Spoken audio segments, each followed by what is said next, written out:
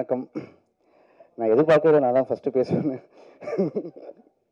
So இந்த thanks giving meeting வந்து இந்த இந்த நாளுக்காக நான் வந்து கிட்டத்தட்ட ஒரு 1.5 வருஷம் 2 வருஷம் ஒரு பயங்கரமாக கஷ்டப்பட்டோம். ஸோ எல்லா படம் மாதிரி தான் கஷ்டப்பட்டோன்றதான். பட் ஸ்டில் நெல்சனோட நான் வந்து கிட்டத்தட்ட ஒரு 10 வருஷம் ட்ராவல் பண்ணுறேன். ஒரு நாள் கூத்துலேருந்து அவரோட இது 4வது படம் நானும் அவர் சேர்ந்து ஒர்க் பண்ணுறோம். ஸோ ஒவ்வொரு படமும் வந்து இந்த படம் வந்து ஒரு பெருசாக சக்ஸஸ் ஆகாமல் கமர்ஷியல் சக்ஸஸ் வேணும், ஒரு பெரிய ஒரு ஒரு செலிப்ரேட்டாக எல்லாரும் பண்ணணும், பட்டி தொட்டி இல்லாமல் இந்த படம் இறங்கணும்னு சொல்லிட்டு ஒவ்வொரு படமும் நாங்கள் வந்து எதிர்பார்ப்போம். பட் ஸ்டில் ஒரு நல்ல படம் பண்ணியிருக்கோம், நல்ல நல்ல பேர் கிடைக்கும். பட் நாங்கள் எதிர்பார்த்த ஒரு பெரிய ஒரு இது வந்து டிஎன்ஏ மூலமாக எங்களுக்கு கிடைச்சிருக்கு. இந்த படம் கமிட் ஆகும்போது எனக்கும் எங்கள் நெல்சன் வந்து ஒரு டீமே தான் வந்து ட்ராவல் பண்ணிட்டு இருந்தாங்க. சினிமாட்டோகிராஃபர் பார்த்தீங்கன்னாலும் சரி, music director, art director, co director எல்லாமே ஒரு டீமாக தான் நாங்கள் வந்து இந்த படத்தில் ஒர்க் பண்ணோம். ஸோ எப்படின்னா இந்த படத்தோட சக்ஸஸ் எங்களுக்கு எவ்வளோ பெரிய முக்கியம்னா, இதுக்காக தான் நாங்கள் வந்து என்ன சொல்கிறது, அவ்வளோ நிறைய சாக்ரிஃபைஸ் பண்ணேன். நான் இந்த படம் கமிட் ஆகும்போது ஒரு 6-7 ஃபிலிம்ஸ் பண்ணிட்டு இருந்தேன். பட் இந்த படத்தோட அவுட்புட் எனக்கு இப்படி தான் வரும்னு தெரியும். ஸோ அதனால் முடியலனாலும் நைட்டு 3:30 வந்து எடிட்டிங் முடிச்சுட்டு திருப்பி மார்னிங் 7-7:30 இந்த படத்துக்கு எடிட்டிங் போவேன். ஸோ ரொம்ப டவரிங் ப்ராசஸாக இருந்தாலும் பட் எனக்கு வந்து இந்த படத்தோட சக்ஸஸ் இந்த மாதிரி ஒரு நாள் நடக்கும்னு நல்லா தெரியும். ஏன்னா இந்த படத்தோட கோர் எமோஷன்ஸ் வந்து கதை சொல்லும்போதே இருந்தது. ஸோ கண்டிப்பாக இந்த படம் இவ்வளோ பெரிய சக்ஸஸ் வரும்னு தெரியும். பட் இவ்வளோ பெருசாக எல்லா இடத்துலையும் நாங்கள் எதிர்பார்த்தது இதுதான். இது நடந்திருக்கும் போது ரொம்ப சந்தோஷம். இதில் நடித்த எல்லாருமே அதர்வாகட்டும், நிமிஷா ஆகட்டும், மற்ற நான் ஆடியோ லான்ச்சர் சொன்ன மாதிரி வாதசக்தி சார் ஆகட்டும், போஸ் சார், சுப்பிரமணியம் எல்லாருமே வந்து அவங்க கேரக்டர்ஸ் நல்லா பண்ணியிருக்காங்கன்னு சொல்லிட்டு ஒவ்வொரு ஃபோன்ஸ் வரும்போது நமக்கு எப்படி ஒரு டெக்னீஷியனுக்கு வந்து ஒரு சக்ஸஸ் தெரியும்னா, ஒரு படத்தோட சக்ஸஸ் வந்து படம் ரிலீஸ் ஆன நாள்ல இருந்து நிறைய ஃபோன்ஸ் வரும், நிறைய அப்ரிசியேஷன்ஸ் வரும். ட்விட்டர்லையும் ஃபேஸ்புக்லையும் இன்ஸ்டாலையும் நிறைய பேர் நம்மளை டேக் பண்ணி போடும்போது நமக்கு இந்த மொமெண்ட்டுக்காக நம்ம காத்துட்டு இருந்தோன்ற சந்தோஷம் இருந்தது. ஸோ நான் வெரி ஹாப்பி. எங்கள் டீமாக இந்த 4வது தடவை ஒன்றா ஒர்க் பண்ணி திருப்பி ஜெயிச்சிருக்கோன்ற போது ரொம்ப சந்தோஷமாக இருக்குது. இதுக்கு எல்லாமே ஹெல்ப் பண்ண உங்கள் அனைவருக்கும் என்னோட மனமார்ந்த நன்றிகள். தேங்க்யூ. சாரி, என்னோட அசிஸ்டன்ஸ் பிரகதீஷ் அண்ட் காசி, அவங்களுக்கு ரொம்ப தேங்க்யூ. ரொம்ப கஷ்டப்பட்டாங்க அவங்க இந்த படத்தினால. ஸோ அவங்களுக்கு ரொம்ப ரொம்ப தேங்க்யூ. தேங்க்யூ.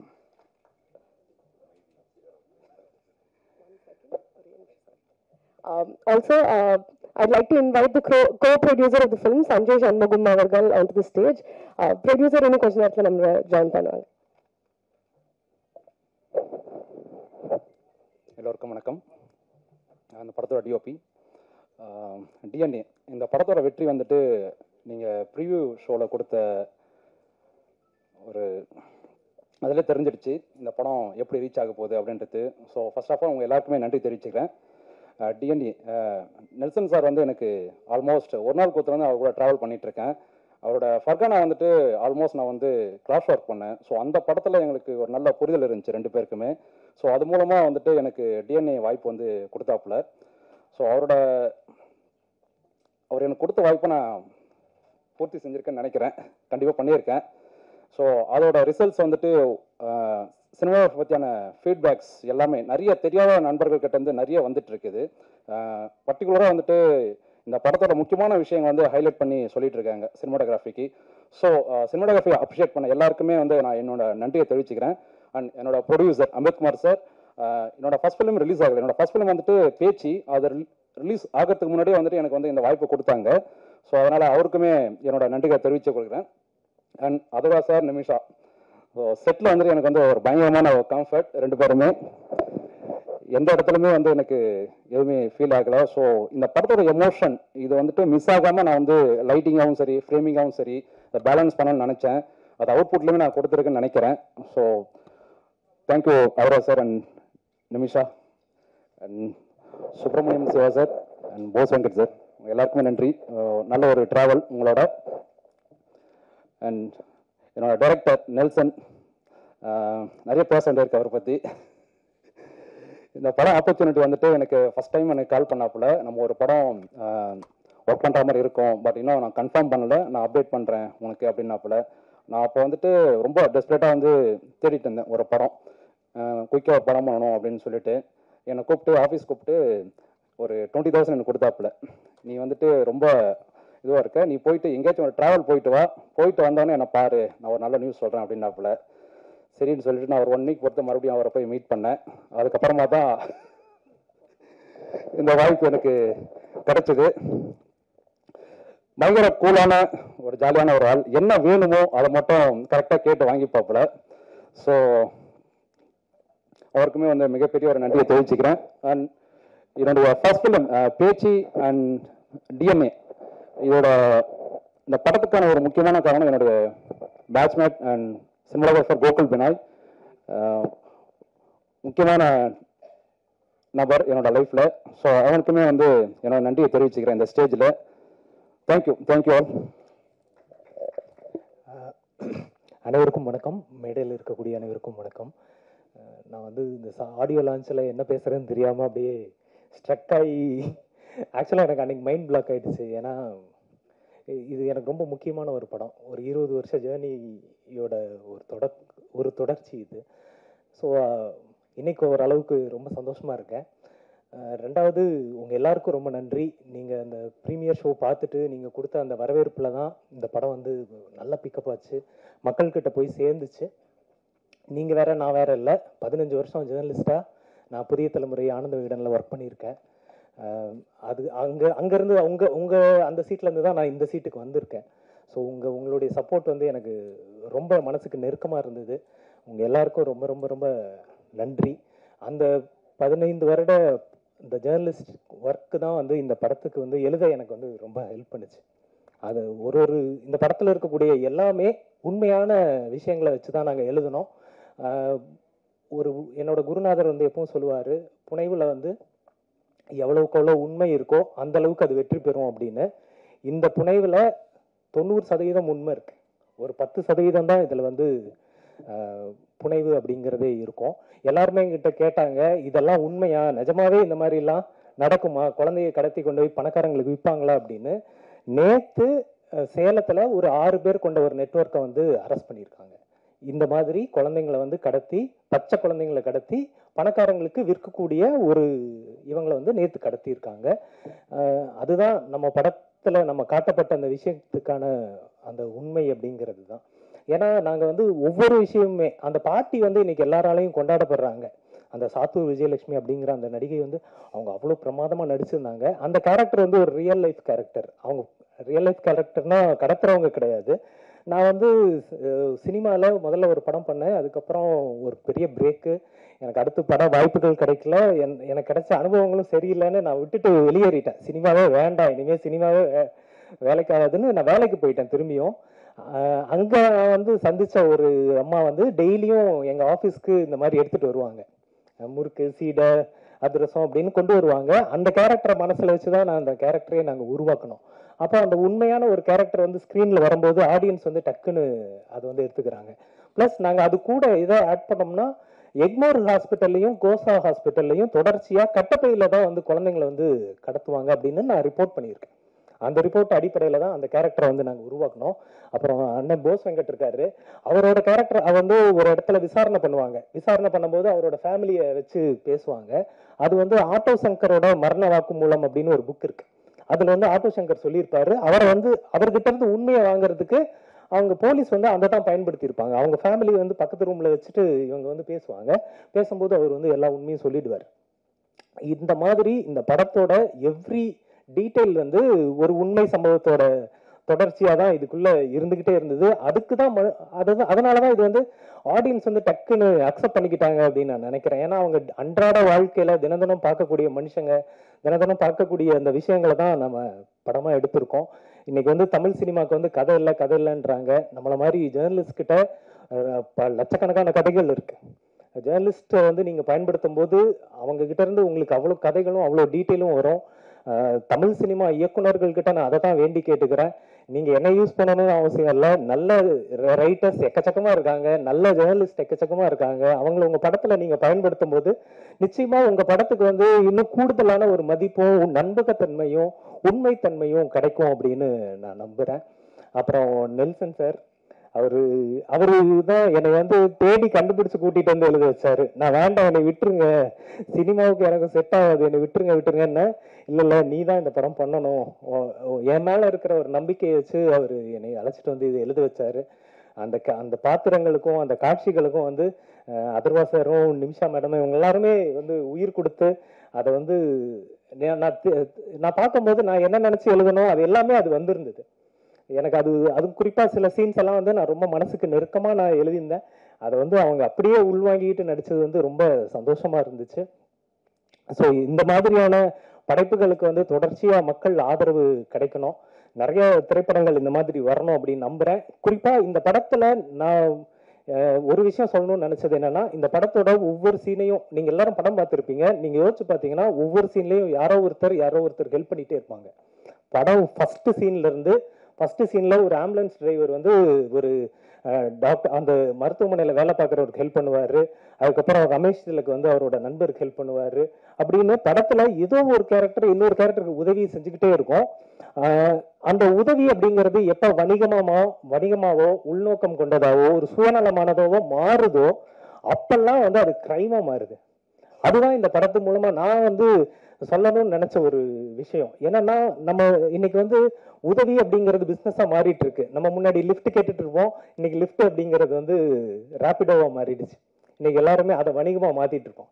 எல்லாமே வணிகமா மாறிட்டு இருக்கிற ஒரு காலத்துல இருக்கோம் நம்ம. அப்போ ஒரு உதவி அப்படிங்கிறது அது ஆத்மார்த்தமா நேர்மையா இருக்கணும். அந்த உதவி அப்படிங்கிறது வணிகமா பிசினஸா கிரைமா மாறுறது அப்படிங்கிறது ரொம்ப ஆபத்தானது அப்படிங்கறத தான் சொல்ல நினைச்சோம். இந்த படம் வந்து அந்த ஹியூமனிட்டியை மக்கள்கிட்ட கொண்டு போய் சேர்க்கணும் அப்படிங்கிற ஒரு நல்ல நோக்கத்தோட பண்ணோம். அது போய் சேர்ந்துருக்கு. ஸோ உங்க எல்லாருக்கும் ஒரு பத்திரிகையாளனா ரொம்ப நன்றி. தொடர்ந்து எனக்கு ஆதரவு கொடுக்கணும் அப்படின்னு நான் கேட்டுக்கிறேன். நன்றி, வணக்கம்.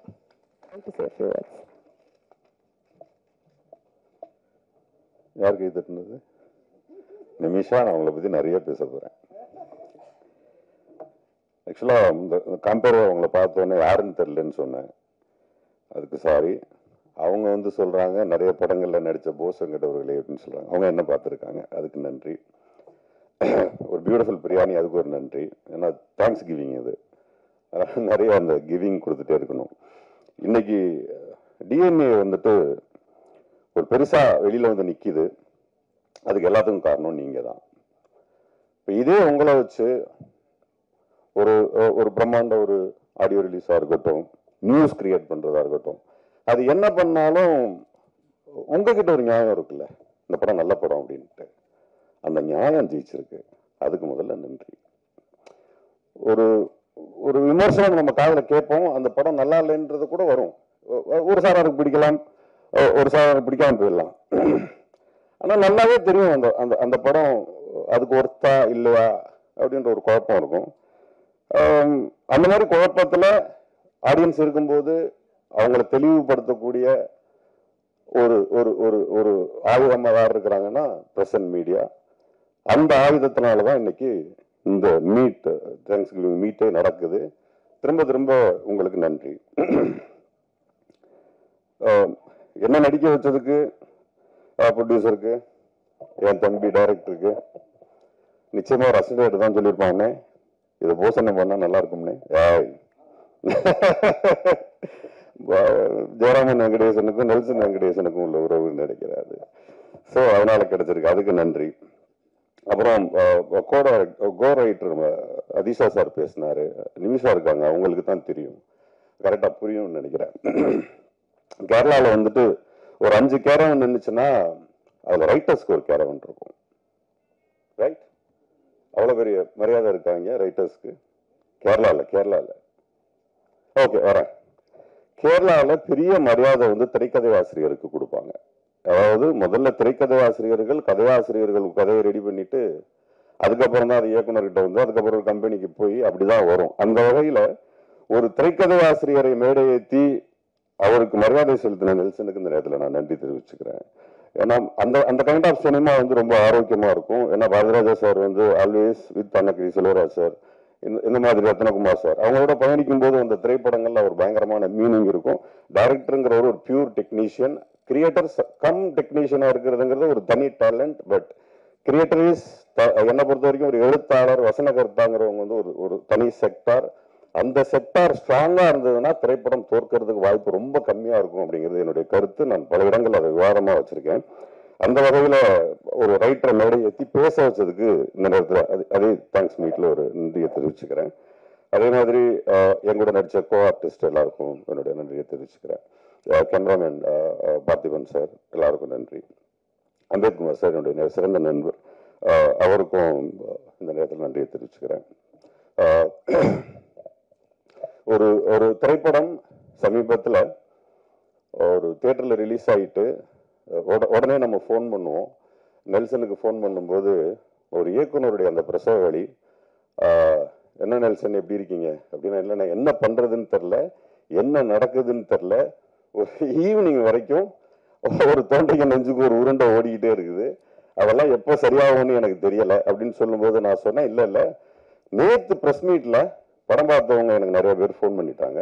அவங்க எல்லாருமே படம் ரொம்ப குவாலிட்டியாக இருக்குது, ரொம்ப நல்ல படமாக இருக்குது, அதனால இந்த திரைப்படம் ஓடும்னு சொல்லியிருக்காங்க அப்படின்னு நான் சொன்னப்போ, அப்படியா அப்படின்னு சொன்னால் அவன் அது வந்து ப்ரெஸ் கையில் தான் இருக்குது, அவங்க நிச்சயமாக நல்ல படம்னு எழுத ஆரம்பிச்சிட்டாவோ பேச ஆரம்பிச்சிட்டாவோ அந்த திரைப்படம் மிகப்பெரிய திரைப்படமாக மாறும், நம்புங்கன்னு சொன்னதுக்கப்புறம் அது 2வது நாள் அது நடந்தது. அந்த வகையில் மீண்டும் உங்களுக்கு ஒரு நன்றி. இந்த திரைப்படத்தில் நான் கொஞ்சம் முன்னாடியே படம் பார்த்த பொழுது கடைசியாக ஹீரோவுக்கு வரேன், நிமிஷா வந்து பிரமாதமாக ஆக்ட் பண்ணியிருந்தாங்க. நான் உங்ககிட்ட சொன்னேன், இப்போ அந்த அந்த அந்த கேரக்டர் டிசைன் பண்ண விதமே பியூட்டிஃபுல்லாக இருந்துச்சு. நான் நெல்சன்ட்ட வந்து படம் பார்த்துட்டு வெளியே வந்தோடனே சொன்னது, அந்த ஹீரோயின் கேரக்டர் ரொம்ப பிரமாதமாக டிசைன் பண்ணியிருக்கீங்க, அது டிசைன் பண்ணது பிரச்சனை இல்லை, நடிப்பை பற்றி நல்ல புரிதல் இல்லாத ஒரு ஆளால் அதை பண்ண முடியாது. அவங்க நாயட்டுன்னு ஒரு படம் பண்ணியிருந்தாங்க கேரளாவில், அவங்க பெரும்பான்மையான படங்கள் வந்து அந்த கேரக்டர்ஸ் வந்து அவங்க புரிய வைக்க முடியலன்னா அந்த கேரக்டரே காலி ஆகிடும்.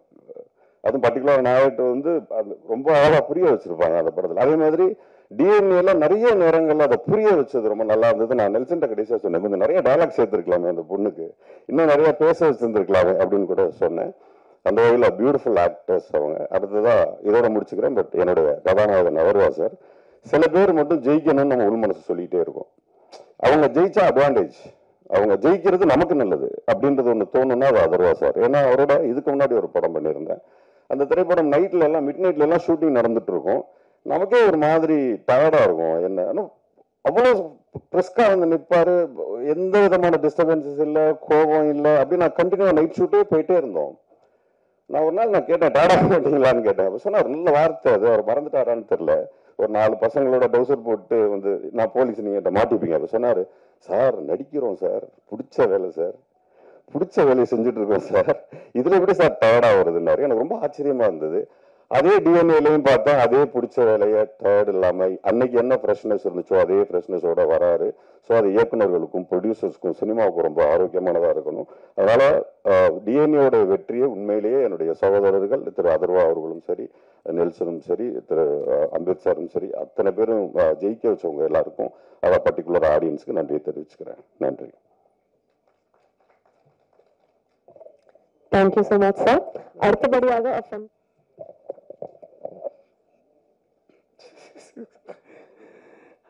அன்பான அனைவருக்கும் வணக்கம். காலத்தினால் செய்த நன்றி சிறிதெனினும் ஞானத்தின் மான பெரிது. இது திருக்குறள். திருக்குறளில் வந்து செய் நன்றி அறிதல்னு ஒரு அதிகாரம் திருவள்ளுவர் பண்ணியிருக்கார். செய் நன்றி அறிதல். இந்த நன்றி சொல்கிற விஷயம் வந்து நான் நிறையா இடத்துல சொல்லியிருக்கேன். நான் யாருக்கு நன்றி உணர்வு அதிகமாக இருக்கோ அவன் எல்லா துறையிலையும் சிறந்தவனாக இருப்பான், அவன் மிகச்சிறந்த ஒரு பண்பாளனாக இருப்பான். நன்றி உணர்வு தான் நம்மகிட்ட இருக்கிற எல்லா பண்புகளுக்கும் தாயானது. இதை சினிமாவில் யார் ஆரம்பிச்சு வச்சாங்கன்னு தெரியல. இந்த மாதிரி நன்றி சொல்கிறத, அது ஏதோ ஒரு முதல் படம் இருக்கும், அவங்களுக்கு காலம்பூரா நம்ம நன்றி சொல்லிட்டு இருக்கணும். ஏன்னா இப்படி ஒரு விஷயத்தை ஆரம்பிச்சு வைக்கிறாங்க பாருங்க புதுசா, அவங்களுக்கு நன்றி. ஏன்னா இந்த மாதிரியான ஒரு சிறந்த ஒரு படத்தை நீங்கள் எழுதி, ஏன்னா உங்களுக்கு உங்கள் ஷோ போடும்போது நெல்சனை சுற்றிக்கிட்டீங்க, எல்லாம் சுற்றி ரொம்ப நல்லா இருக்குன்னு சொன்னீங்க. அதோடு இல்லாமல் அதை வந்து எழுதுனீங்க, அதை நிறையா இன்ட்ரெஸ்டில் சொன்னீங்க. அதனால தான் இந்த டிஎன்ஏ அவ்வளோ பெரிய வெற்றி அடைஞ்சிருக்கு. இந்த படம் என்ன செஞ்சிருக்கு அப்படின்னா, ஒரு விஷயம், இப்போ முயற்சி திருவினை ஆக்கும் அப்படின்னு திருவள்ளுவர் ஒரு கொட்டேஷன் கொடுத்துருப்பார். நான் வீழ்வேன் என்று நினைத்தாவோ அப்படின்னு பாரதியார் சொல்லியிருப்பார். தீதும் நன்றும் பிறர் தரவாரா அப்படின்ட்டு கவியன் பூங்குன்றன் சொல்லியிருப்பார். இப்படி ஒவ்வொரு விஷயங்களும் ஒரு கொட்டேஷன் தந்திருப்போம். இதில் பாருங்க, பாக்யராஜ் சார் வந்து அவருடைய முந்தான முடிச்சல முருங்கைக்கான்னு ஒரு ஐட்டத்தை இறக்கிட்டு போயிட்டாரு.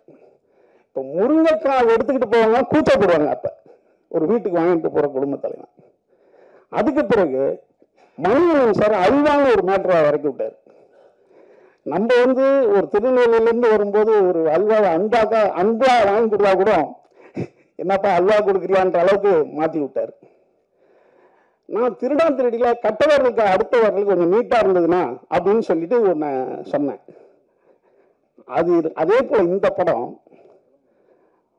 ஹாஸ்பிட்டலில் பிறக்கிற குழந்தைங்க உண்மையாலுமே நம்ம குழந்தை தான் வருதா அப்படின்ற எனக்கு கிட்டத்தட்ட ஒரு 5 ஃபோன் பண்ணாங்க. 5 பேர் ஃபோன் பண்ணாங்க. என்னங்க பயன்படுத்தி விட்டுட்டாரு இந்த டைரக்டரு.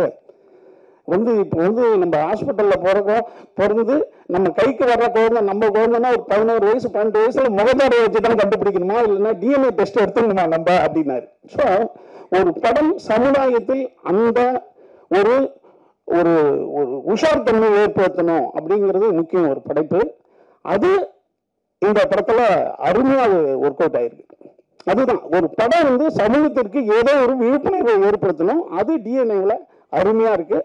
அதுக்கு இப்போ அதிஷா சொன்ன மாதிரி அவர் சொன்னார் பாருங்க, புனைவுல உண்மைத்தன்மை எவ்வளவு ஜாஸ்தியா இருக்கோ அது சிறந்த திரைக்கதைன்னு ஒரு அருமையான விஷயத்த ஒரு விளக்கம் கொடுத்தார். ரொம்ப அற்புதமான விஷயம் அது. அதே போல பத்திரிகையாளர்களை நிறைய பயன்படுத்தணும், நம்ம எழுத்தாளர்களை அதிகம் பயன்படுத்தணும் அப்படின்ற ஒரு விஷயத்த அருமையான விஷயத்த இங்க பதிவு பண்ணியிருக்காரு.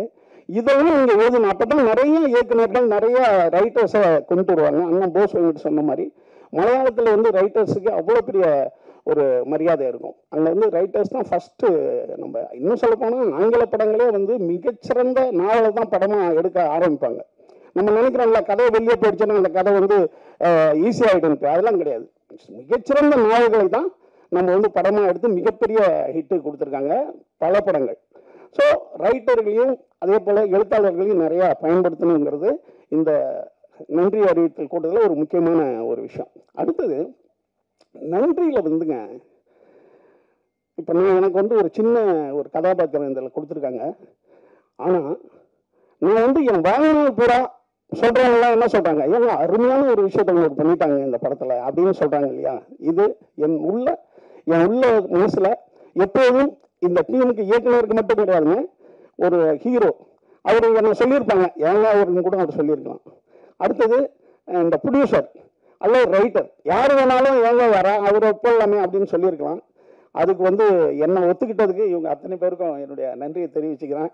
அடுத்தது நம்ம தம்பி கேமராமேன் பார்த்தி அதாவது ஒரு மனிதன் இப்படி இருக்கிறவங்க இவ்வளவு திறமையோட இருப்பான நீங்க பார்வையால நீங்க கடிக்கக்கூடாது. நம்ம சொல்லுவோம்ல, டேய் கண்ணை பார்த்து பேசுறோம் உண்மையை பேசுவான்டா அப்படின்றது, கண்ணை பார்த்து உண்மை பேசுறாங்களா உண்மையை பேசுவானா, அது ஏதோ பொது புத்தியில இருக்கு. அதாவது முழு பனியன் போட்டான் நல்லவன்டா அப்படின்றதும், வெள்ளையா இருக்கிறவன் சிறப்பா இருப்பான்றதும், இதெல்லாம் பொது புத்தியில இருக்கிறது தானே இல்லையா. ஆளை பார்த்து எடை போடக்கூடாதுன்றதுக்கு தம்பி பார்த்திபனை வச்சு முடிவு பண்றேன். அடுத்தது எடிட்டர் தம்பி, அவர் நேஷனல் அவார்டு வாங்கணுன்றது எங்களுக்கு தெரியல. பாருங்க, ஒரு நேஷனல் அவார்டு வாங்கிட்டு எப்போதும் போல எளிமையா இருக்கிறதுங்கிறது ரொம்ப அருமையா இருக்கு. அடுத்தது நான் ஆடியோ ரிலீஸ்ல ஹீரோயினை பத்தி சொல்லல, நிமிஷா பத்தி அந்த படத்துல பார்த்தா அவங்க ஐயோ, அதாவது நாங்கெல்லாம் ஜோதிகா பார்த்து மிரண்டிருக்கோம். அதுக்கு பிறகு இப்போ சாவித்திரியிலேருந்து ஆரம்பிப்போம் இல்லையா, ஒரு ஆர்டிஸ்ட் இப்படி இருப்பாங்கன்ட்டு, ஐயோ பிரமாதமாக நடிச்சிட்டீங்க, ரொம்ப அற்புதமாக இருந்தது. நிச்சயமா தமிழ் சினிமாவில் ஒரு ஆர்டிஸ்ட், அதாவது பர்ஃபார்மர் கதைன்னு ஒன்று இருந்தது தான், ஹீரோயின் கதை இருந்தது தான், இவங்க நிமிஷாவை தான் நிச்சயமா இனிமேல் கூப்பிடுவாங்க. அந்த மாதிரி ஒரு அற்புதமான கேரக்டர் பண்ணியிருக்காங்க.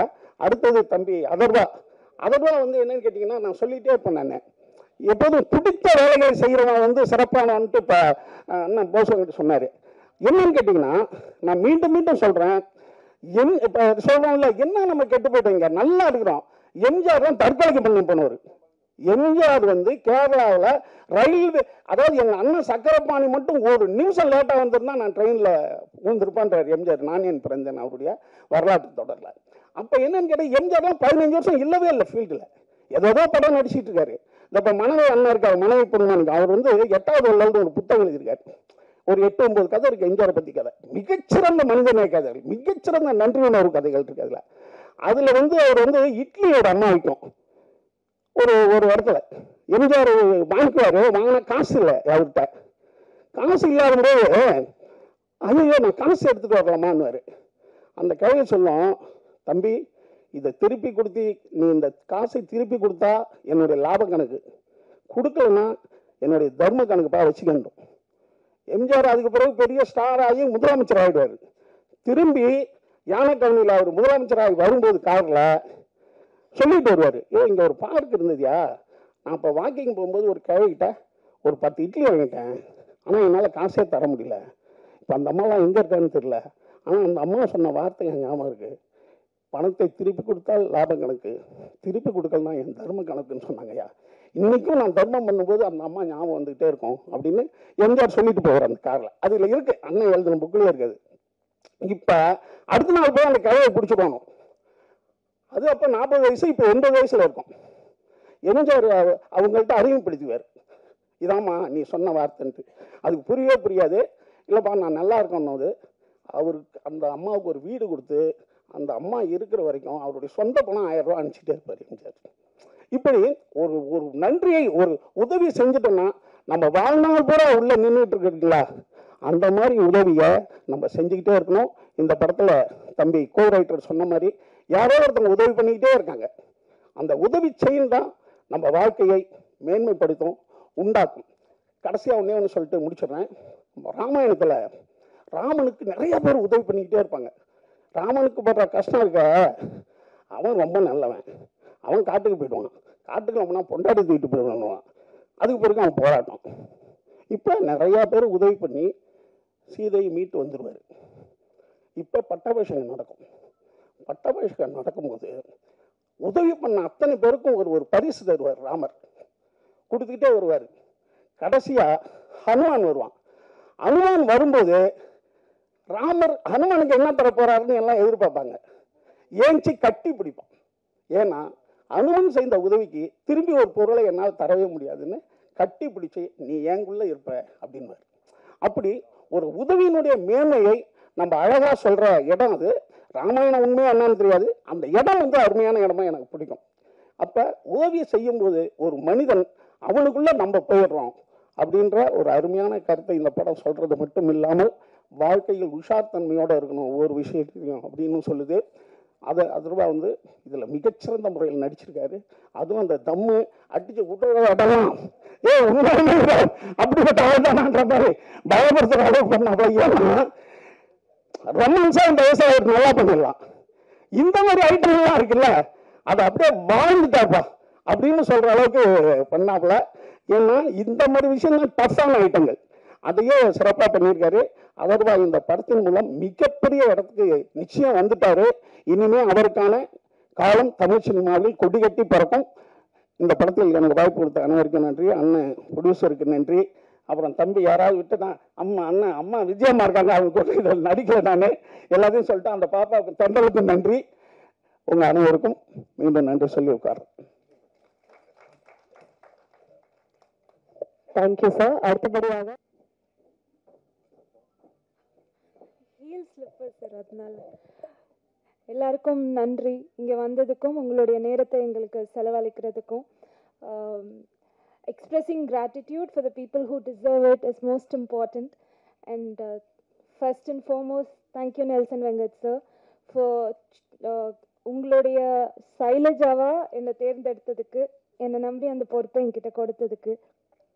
And I thank entire cast and crew who worked hard to bring DNA what it is for today. And the production, Olympia Movies, back to back நிறையா ஹிட் மூவிஸ், அப்புறம் நல்ல ஸ்டோரி லைன்ஸ் நிறையா கொடுக்குறாங்க. And I wish the production to give us more movies, and I wish the entire crew for making me a part in this. Thank you so much. அம்மா character ரொம்ப அழகா நடிச்சிருந்தாங்க. I'd like to invite Vijay அவர்கள் to say a few words.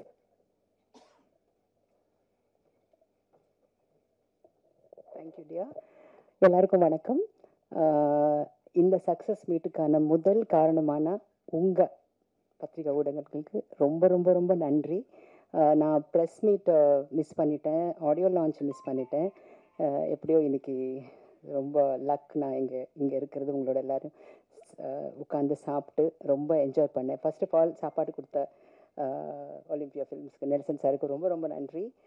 You should reach someone's heart through ஸ்டமக்குன்னு சொல்லுவாங்க. அது நான் செய்வேன் வீட்டில். எப்போவுமே யார் வந்தாலும் சாப்பாடு போடாமல் நான் அனுப்ப மாட்டேன்.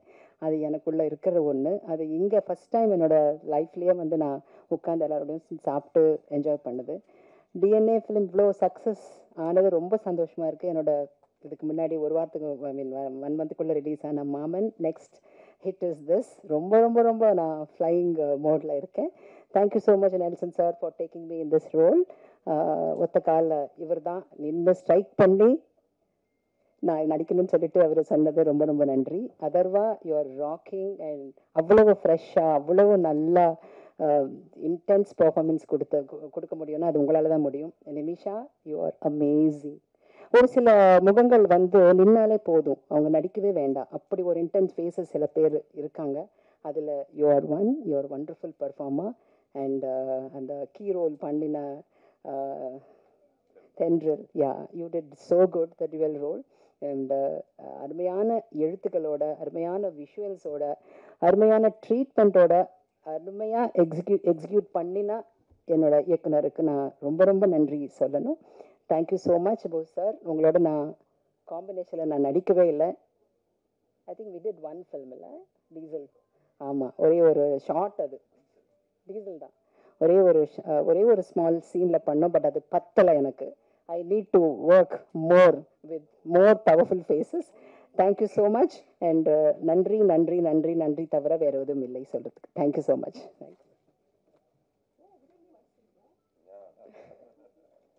Thank you so much. அடுத்தபடியாக the co-producer of the film, Sanjay Shanmugam. பேசிட்டு இருந்தீங்க, உங்கள் அம்மா அங்கே உட்காந்துட்டு பொறிப்பாக பார்த்துக்கிட்டு இருந்தாங்க. அதை நான் பதிவு பண்ணியிருக்கேன். அதுதான் ஆக்சுவல் டிஎன்ஏ நான் சொல்லுவேன். I was enjoying her expression. அம்மா வணக்கம்.